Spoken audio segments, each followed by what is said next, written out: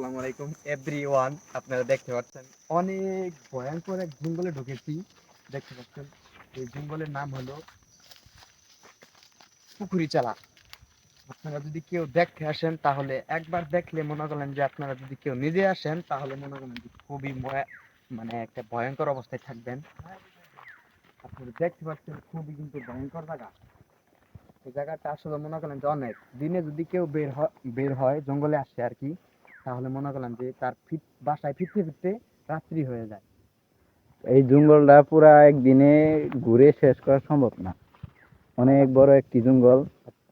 দেখেন গাইস, আপনাদের আরেকটা জায়গা দেখাইতেছি, খুব সুন্দর একটি জায়গা কিন্তু ভয়ঙ্কর অনেক। আপনারা আসুন।